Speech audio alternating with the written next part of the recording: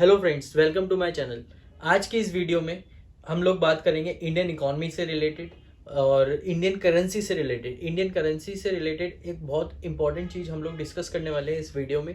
और मैं आप लोगों को बता देता हूँ कि इंडियन करेंसी को वर्ल्ड लेवल पे ग्लोबल करेंसी कैसे बनाया जाए और उसको कैसे स्ट्रेंथनिंग मिलेगी। ठीक है, तो इस वीडियो में आज हम यही डिस्कस करने वाले हैं। तो चलिए शुरू करते हैं। आज का जो न्यूज़पेपर में जो हेडिंग थी वो ये था, internationalisation of rupee. Why internationalisation of rupee का मतलब कि रूपी को इंटरनेशनल या ग्लोबल करेंसी कैसे बनाया जाए, क्यों बनाना है और इसके बेनिफिट क्या होंगे, ये आज के न्यूज़पेपर की हेडिंग थी। ठीक है, currently the US dollar, euro, Japanese yen and pound sterling are the leading reserve currency in the world. China effort to make its currency renminbi has met with only limited success so far.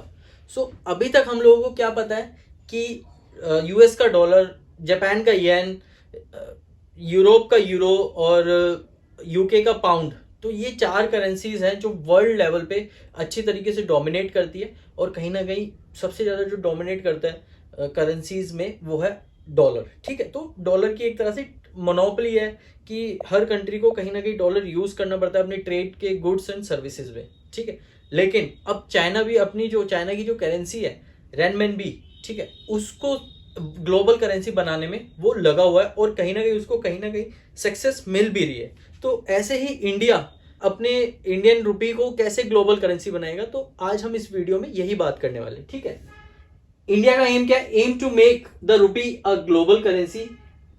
ठीक है, ये मैंने आप लोग बता दें, as alternative to US dollar for global transaction. Indian government ये चाह रही है कि एक यूएस डॉलर का ऑल्टरनेट मिल जाए हमें, जो हमारी खुद की करेंसी होगी और कहीं ना कहीं वो वर्ल्ड लेवल पे अच्छे से यूज भी की जाए। ठीक है, इंटरनेशनलाइजेशन ऑफ रूपी। इंटरनेशनलाइजेशन ऑफ रूपी में क्या होता है? The process that involves increasing the use of रूपी इन क्रॉस बॉर्डर ट्रांजैक्शन। कोई भी प्रोसेस किसी भी करेंसी का क्रॉस बॉर्डर ट्रांजैक्शन में यूज हो, उसको क्या कहते हैं?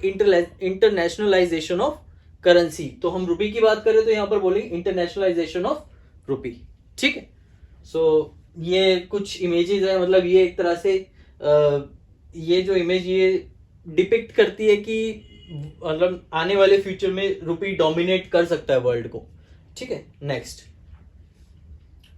Promoting the rupee for import and export of trade. ठीक है, तो इंडियन गवर्नमेंट का एक और ये एजेंडा रहेगा कि रुपी को प्रमोट करना है एक्सपोर्ट और इंपोर्ट ट्रेड में। ठीक है, also in capital account transaction, these all transaction between residents in India and non residents. ठीक है, जो भी ट्रांजेक्शन होगी कैपिटल अकाउंट में तो वो एनआरआईज के बीच में होगी और इंडियन रेजिडेंट्स के बीच में होगी। और इससे क्या होगा कि इंडियन करेंसी का ग्लोबल ट्रांजैक्शन प्रोसेस में रहेगा। ठीक है, नेक्स्ट, इंटरनेशनलाइजेशन नेशन इकोनॉमी को प्रोग्रेस देता है। कहीं ना कहीं ऑब्वियसली हमें डॉलर पे डिपेंड नहीं रहना पड़ेगा अपने एक्सटर्नल यूज के लिए, एक्सपोर्ट या इंपोर्ट के लिए। तो उससे क्या होगा, हम सेल्फ रिलायंट होंगे और हमारी करेंसी भी सेल्फ रिलायंट होगी, तो ऑब्वियसली इकोनॉमी ग्रो करेगी।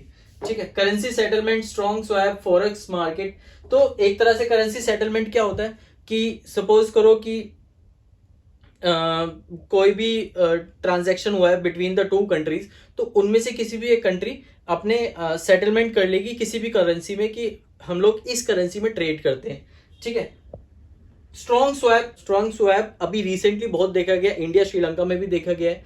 ठीक है, कहाँ स्ट्रॉन्ग स्वैप का ये मतलब होता है कि कोई भी दो कंट्री ट्रांजैक्शन कर रही हैं तो उनमें से वो किसी एक कंट्री की करेंसी का अपने लिए यूज करेंगी। जैसे कि हम अगर श्रीलंका से ट्रांजैक्शन कर रहे हैं ट्रेड और गुड्स एंड सर्विसेज में, तो हम रुपी में करेंगे, श्रीलंका और उस चीज को एक्सेप्ट करेगा कि रुपी में ट्रांजैक्शन अच्छे से हो जाए। ठीक है, फॉरेक्स मार्केट का क्या है कि अगर जितना हमारा रुपी में ट्रांजैक्शन रहेगा थ्रू आउट द वर्ल्ड, हमारा जो फॉरेन एक्सचेंज रिजर्व है हम उसको बिल्कुल भी मतलब वो नहीं बढ़ेगा, मतलब कि उसमें हमें डिसएडवांटेज नहीं होगा, उसमें ऑब्वियसली हमें एडवांटेज मिलेगा ही मिलेगा। क्यों? क्योंकि हम अपनी खुद की करेंसी यूज कर रहे हैं, ठीक है, फॉरेन एक्सचेंज रिजर्व को हम नहीं छेड़ रहे हैं, ठीक है। Next, India has allowed only full convertibility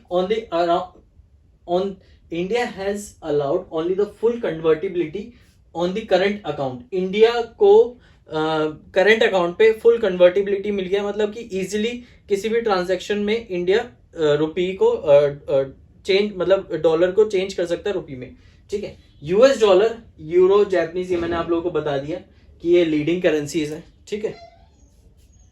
convertibility to current account, freedom to convert domestic currency into foreign currency. हम इजिली अपनी डोमेस्टिक करेंसी को फॉरेन करेंसी में कन्वर्ट कर सकते हैं, ठीक है। तो वो कन्वर्टिबिलिटी पावर होती है, तो एक तरह से इंडियन करेंसी को मिला हुआ है कि वो इजिली फॉरेन करेंसी में कन्वर्ट कर सकते हैं। किस चीज के लिए? For trade in goods and services, ठीक है, गुड्स एंड सर्विसेज में ट्रेड करने के लिए। नेक्स्ट स्लाइड क्या कहता है? US dollar exorbitant privilege. Exorbitant privilege मतलब इसको जो एडवांटेज मिला हुआ है, बहुत मतलब एक्सेसिव एडवांटेज मिला हुआ है, प्रिविलेज है इसको कुछ चीज़ों में क्या कि हर चीज़ में यूएस डॉलर को प्रिविलेज है, इस वजह से इसकी मोनोपोली भी होती है। ये सैंक्शंस लगा सकता है और ट्रेड में, गुड्स सर्विसेज में, ठीक है। जैसे रिसेंटली इसने क्या किया हुआ है कि रशिया के ऊपर बहुत सारे सैंक्शंस लगाए हुए हैं। क्यों? रशिया ने इन्वेजन किया था यूक्रेन पे, 1 साल से ज़्यादा हो गया है, ठीक है। तो मतलब एक तरह से यूएस जो है वो अपने डॉलर, एक तरह से जो ग्लोबल करेंसी है उसका मिसयूज भी करता है, मोनोपोली भी है, और ऑब्वियसली इतना स्ट्रांग है, हर कंट्री डॉलर यूज करते है तो वो करता है, उसका वो फायदा उठाता है, ठीक है। Use by most of the countries in their international transaction, countries threatened by US sanction as impose on Russia.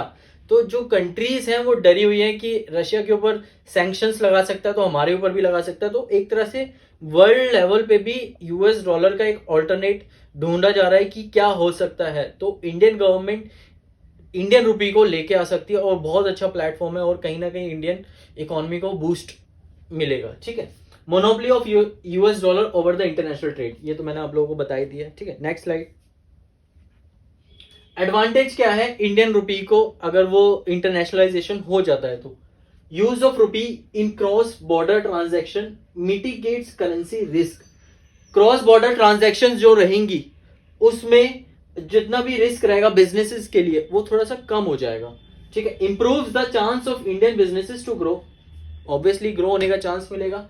Reduce need for holding foreign reserve, अभी हम फॉरेन रिजर्व अपना बचा के रखते हैं, फॉरेन रिजर्व बढ़ रहा है ताकि जो भी मतलब कुछ भी आगे इमरजेंसी आए कि क्राइसिस आए, इकोनॉमिक क्राइसिस, तो हम फॉरेन रिजर्व को यूज कर सकते हैं, ठीक है। तो फॉरेन रिजर्व के ऊपर हमारी कहीं ना कहीं होल्डिंग रिड्यूस हो जाएगी। क्यों? क्योंकि हम सेल्फ रिलायंट हो जाएंगे, हमारी इकोनॉमी बहुत ज्यादा स्ट्रांग हो जाएगी, करेंसी स्ट्रांग हो जाएगी ग्लोबल स्केल पे, ठीक है।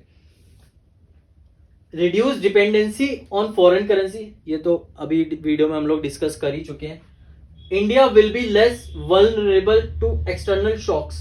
एक्सटर्नल शॉक्स मीन्स कि सपोज करो किसी दो कंट्रीज में वॉर हो गया, एक ने दूसरे के ऊपर सैंक्शन लगा दिया, उससे हमारा किसी उन दोनों कंट्री में से हमारे ऊपर ट्रेड, हमसे ट्रेड है, ठीक है। तो हमारे लिए तो दिक्कत हो जाएगी ना। तो हम एक तरह से अगर इंडियन रुपी इंटरनेशनलाइजेशन हो जाता है इसका, तो ये रिस्क से हम बच पाएंगे। ये जो शॉक हमें जो मिलेंगे ना, मतलब कि कहीं सिविल वॉर हो रहा है, कहीं पर दूसरी कंट्री एक दूसरे के ऊपर इन्वेजन कर रही है, तो इस चीज से हम लोग थोड़ा सा सेफ रहेंगे। Bargaining power of Indian businesses will improve, world level पे हम लोग बिजनेस को लेके अच्छे से बार्गेन कर पाएंगे क्योंकि इंडियन करेंसी उस टाइम पे स्ट्रांग रहेगा, ठीक है।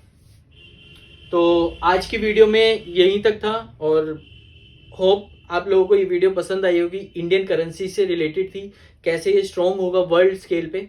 और ऐसी ही वीडियोस को देखने के लिए मेरे चैनल को सब्सक्राइब कीजिए, लाइक करें, शेयर करें। और डेली मैं कुछ इंटरेस्टिंग इंडियन गवर्नमेंट, हमारी कंट्री से रिलेटेड टॉपिक्स लेके आऊँगा आप लोगों के लिए और बहुत ईजी मोड में समझाऊंगा। Thank you for watching my video. Like करें, शेयर करें, सब्सक्राइब करें। Thank you. जय हिंद।